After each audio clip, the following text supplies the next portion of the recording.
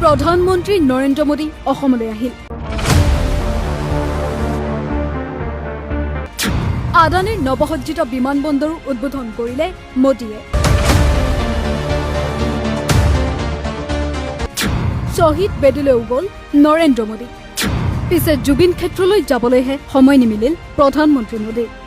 প্ৰধানমন্ত্ৰীৰ ভাষণৰ স্ক্ৰিপ্টতো এবাৰৰ বাবে নোলাল প্ৰাণৰ শিল্পী জুবিন গাৰ্গৰ প্ৰসংগ।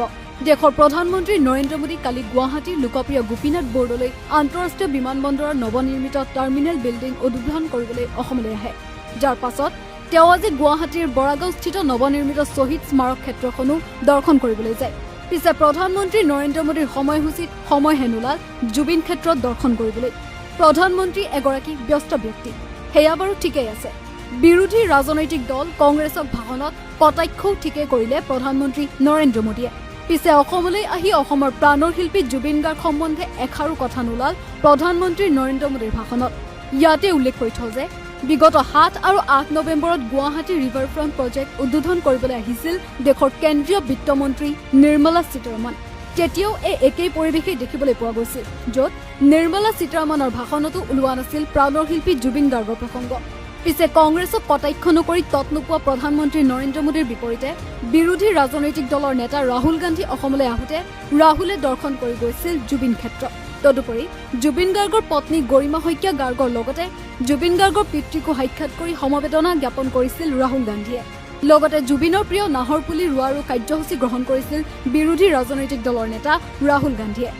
আনহাতে অসমলৈ মোদী আগমনক লৈ জনতাৰ কোটি কোটি টকা ধন পানীৰ দৰে বোৱাই গুৱাহাটীত য'তেই চকু ফুৰাই তাতেই মাথো মোদীময় কৰি লগোৱা হৈছে বেনাৰ। তদুপৰি অসমত এডভান্টেজ অসমৰ নামত ডিমা হাছাওৰ দৰে ট্ৰাইবেল বেল্টৰ ৩০০০ বিঘা ভূমি পুঁজিপতি আদানীক গতাই দিছে অসমৰ এই শাসিত বিজেপিয়ে। মুঠৰ ওপৰত প্ৰধানমন্ত্ৰীৰ অসম আগমনৰ বাবে বেনাৰ পোষ্টাৰত প্ৰায় কোটিৰ ঘৰত ৰাইজৰ ধন খৰচ কৰি পুঁজিপতি আদানীৰ অধীনস্থ এয়াৰপৰ্ট টাৰ্মিনেল বিল্ডিং উদ্বোধন কৰি মোদীৰ গেৰুৱা বিজেপিয়ে আদানীক সন্তুষ্ট কৰিবলৈ চেষ্টা কৰিছে বুলিয়ে এতিয়া চৰ্চা চলিছে।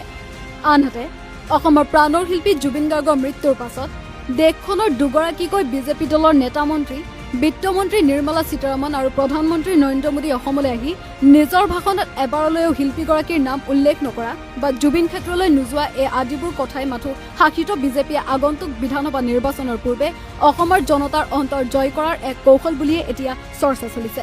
তদুপৰি এতিয়া প্ৰশ্ন হয়, অসমৰ শিল্প সংস্কৃতিৰ প্ৰতি তিলমানো আৱেগ নাই নেকি দিল্লীৰ নেতাসকলৰ? শাসিত বিজেপি নেতাসকলক মাথো কেৱল নিৰ্বাচনত অসমৰ জনতাৰ ভোট কেইটাহে লাগে নেকি? অসম তথা উত্তৰ পূৰ্বাঞ্চলৰ প্ৰাকৃতিক সম্পদৰ ওপৰতহে চকু নেকি এই শাসিত বিজেপিৰ? উত্তৰ পূৰ্বাঞ্চলৰ উন্নয়নৰ নামত আৰু কিমান ট্ৰাইবেল বেল্টৰ বিঘা বিঘা ভূমি আদানীৰ দৰে পুঁজিপতিৰ হাতত গতাই দিব এই গেৰুৱা বিজেপিয়ে?